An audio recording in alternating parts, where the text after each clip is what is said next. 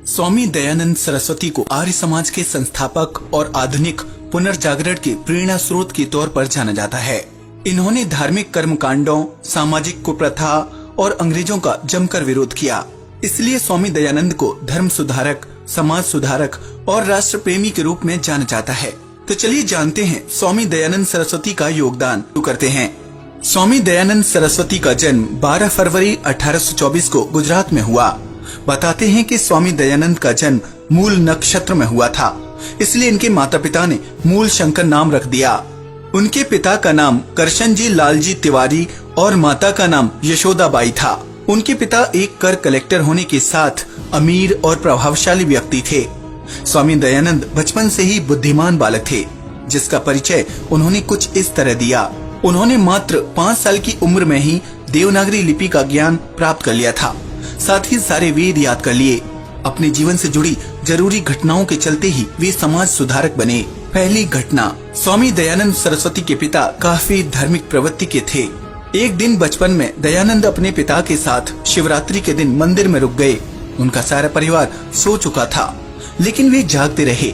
उन्हें लगा कि भगवान शिव आएंगे और प्रसाद ग्रहण करेंगे, लेकिन उन्होंने देखा कि भगवान तो नहीं आए, चूहे जरूर आए, जिनमें से एक बड़ा सा चूहा शिव की मूर्ति के आगे रखा भोग खाने लगा। ये देखकर वे हैरान हो गए। तब उनकी उम्र मात्र 14 वर्ष की थी। वे सोचने लगे कि जो ईश्वर स्वयं को चढ़ाए गए प्रसाद की रक्षा नहीं कर सकता, वो मानवता की रक्षा क्या करेगा। इस बात पर उनका अपना पिता से तर्क वितर्क भी हुआ।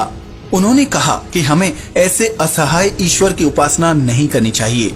बस तभी से उनका मूर्ति पूजा से विश्वास उठ गया। दूसरी घटना, जब स्वामी दयानंद 16 साल के हुए तो एक दिन उनके साथ बड़ी दुखद घटना घटी। उनकी छोटी बहन की मौत हो गई। वे अपनी बहन से बेहद प्यार करते थे। इस घटना से पूरा परिवार शोक में डूबा था। घर में मातम छाया था। इसी दौरान स्वामी दयानंद के मन में कई तरह के विचार आने लगे। इस संसार में जो भी आया है उसे एक ना एक दिन यहाँ से जाना ही है, यानी हर किसी की मृत्यु तय है। मौत जीवन का शाश्वत सत्य है। अगर ऐसा है तो फिर शोक किस बात का? क्या इस शोक और विलाप की समाप्ति का कोई उपाय हो सकता है? तीसरी घटना, स्वामी दयानंद के जीवन में इसी तरह की एक और घटना घटी, जिससे वे परेशान हो गए। दरअसल उनके सामने एक रिश्तेदार ने दम तोड़ दिया।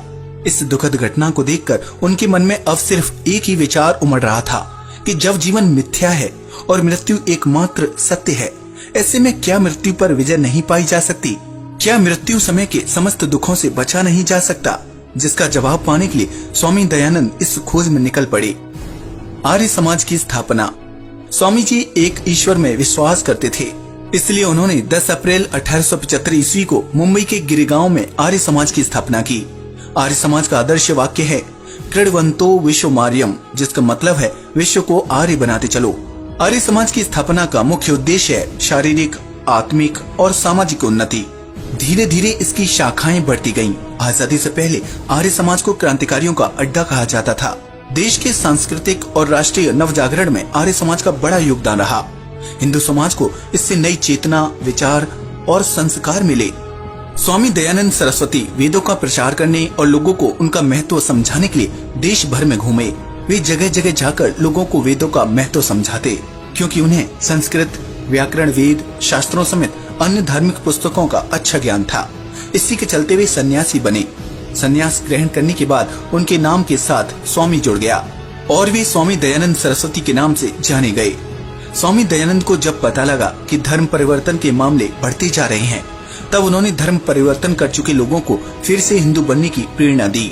1886 में लाहौर में स्वामी दयानंद के अनुयायी लाला हंसराज ने दयानंद एंग्लो वैदिक कॉलेज की स्थापना भी की। स्वामी दयानंद सरस्वती ने न सिर्फ हिंदू बल्कि ईसाई और इस्लाम धर्म में फैली बुराइयों का विरोध किया। उन्होंने अपने महाग्रंथ सत्यार्थ प्रकाश में व्याप्त बुराइयों का खंडन किया। सच्चे देशभक्त। स्वामी दयानंद समाज सुधारक के अलावा सच्चे राष्ट्रवादी थे। उन्होंने ही स्वराज का नारा दिया, जिसे बाद में लोकमान्य तिलक ने आगे बढ़ाया। स्वामी दयानंद ने राष्ट्रवादी विचारों, उपदेशों के जरिए युवाओं में देशभक्ति की भावना पैदा की। हिंदी प्रेमी। स्वामी दयानंद सरस्वती हिंदी भाषा के समर्थक थे। वे हिंदी को आम जनों की भाषा के तौर पर देखते थे, इसलिए उन्होंने अपने ज्यादातर उपदेश हिंदी में ही दिए। उनकी इच्छा थी कि कश्मीर से लेकर कन्याकुमारी तक पूरे देश की एक भाषा हो। अपने प्रसिद्ध ग्रंथ सत्यार्थ प्रकाश का प्रकाशन हिंदी भाषा में करवाया। सामाजिक कुरीतियों के खिलाफ उठाई आवाज। स्वामी दयानंद सरस्वती ने समाज में व्याप्त अंधविश्वास और रूढ़ियों को खत्म करने में अहम योगदान दिया। उन्होंने बाल विवाह, सती प्रथा, विधवा विवाह जैसी सामाजिक कुरीतियों को दूर करने का काम किया। इसके अलावा स्वामी दयानंद जातिवाद और बाल विवाह के विरोधी थे। उन्होंने उनका जमकर विरोध किया और नारी शिक्षा, विधवा विवाह को प्रोत्साहित किया। देश भर में स्वामी दयानंद की पहचान सामाजिक कुरीतियों, धार्मिक कर्मकांड का खंडन करने वाले पुरुष के तौर पर होने लगी। इसी के चलते उनके दुश्मन भी बढ़ गए। उन्हें विरोध का सामना करना पड़ा।